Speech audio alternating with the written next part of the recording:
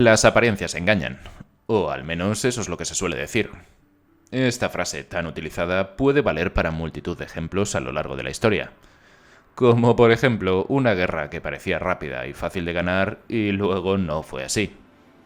O para gobernantes que parecía que no iban a ser muy buenos o que serían títeres en manos de otros. Para esta última hay un ejemplo en la antigua Roma que lo identifica a la perfección. Tiberio Claudio César Augusto Germánico, más conocido como el emperador Claudio. Hola, ¿qué tal? ¿Cómo estáis? Bienvenidos al Trastero de la Historia. Como veis, hoy nos toca volver a la antigua Roma para hablar de la biografía de otro de sus emperadores. Si recordáis, hace tiempo ya hablamos de Tiberio y de Calígula, y hoy nos tocará hablar del sucesor de este último, Claudio. Un hombre del que en un principio nadie esperaba gran cosa, pero que sus años en el poder demostraron todo lo contrario. Pues nuestro protagonista de hoy nace en el año 10 a.C. en la ciudad de Lugdunum. Que así como dato curioso, comentaros que poco más de 2 siglos después de su nacimiento sería el escenario de la batalla más sangrienta entre ejércitos romanos. Era hijo de Druso el Mayor y Antonia la Menor, sobrina de Augusto. Desde su infancia fue objeto de constantes burlas por parte de su familia. Era cojo, tartamudo y a ojos de los demás no parecía demasiado listo, algo que se veía como una deshonra para el linaje de Augusto. De hecho, su propia madre, cuando se refería a alguien que no le gustaba o no le caía bien, soltaba la siguiente frase. Es más tonto que mi hijo. O en muchas de las constantes burlas que tenía hacia él, decía lo siguiente. Una caricatura de hombre y un aborto de la naturaleza. Obviamente, todas estas burlas no se quedaban únicamente en su madre, sino que otros de sus contemporáneos le describían en un principio como un hombre estúpido, influenciable, incapaz e incluso mentalmente discapacitado. Incluso su ceremonia de la toga virilis se celebró en secreto. A pesar de todo esto, no dejaba de ser miembro de la familia Julio Claudia, la cual le hizo que cuando tenía 17 años se le asignaran varios preceptores de prestigio, como por ejemplo sería el gran Tito Livio y el cónsul Sulpicio Flavio. De ellos aprendió filosofía, griego, gramática, algo de medicina y sobre todo heredó la pasión de Tito Livio por la historia, haciendo que empezase a ser bien visto entre los equites, la segunda clase social de Roma. Como sabéis, en el año 14 después de Cristo muere Augusto y le sucede Tiberio, a quien nuestro protagonista de hoy le pidió un cargo para poder iniciar su carrera política. Pero cuando Claudio le pidió más responsabilidades dentro de este mismo cargo, Tiberio, haciendo gala de su habitual antipático carácter, le dijo que ni de coña.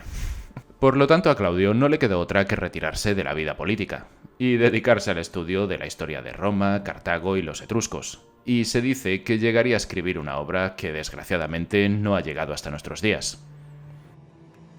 En el año 37 después de Cristo, tras varios años de retiro en Capri, el emperador Tiberio muere.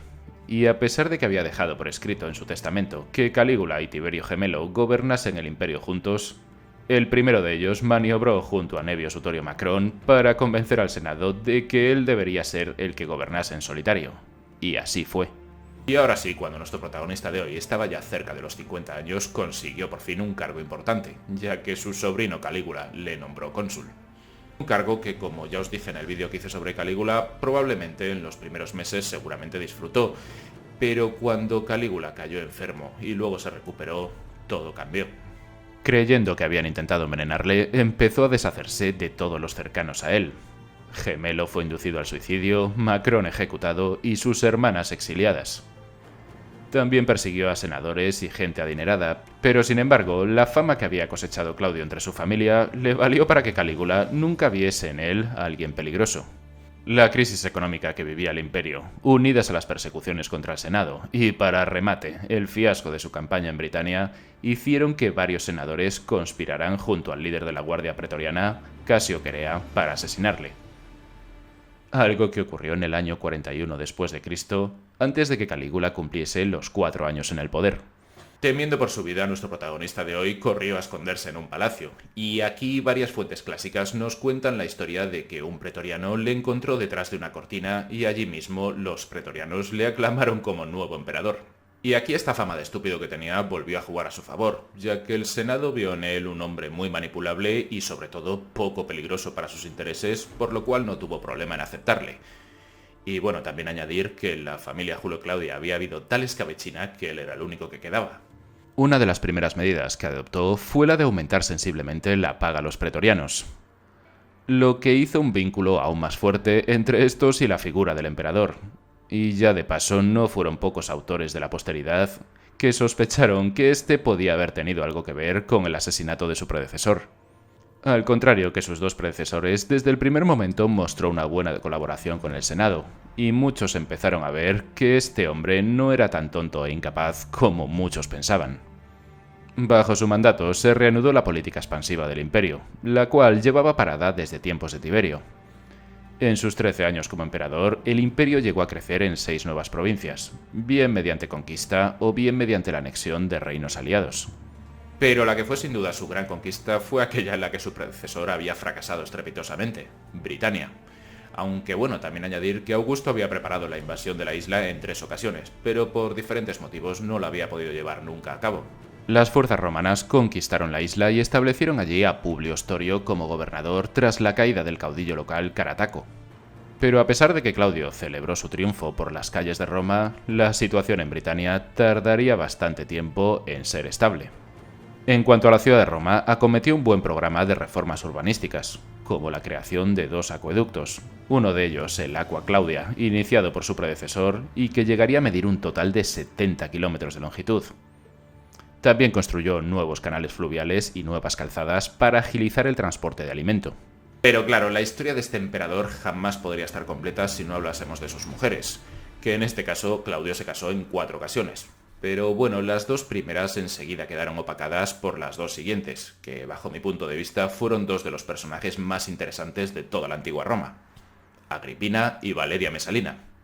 Mesalina, la primera de las 2, contrajo matrimonio cuando éste aún no había ascendido al trono.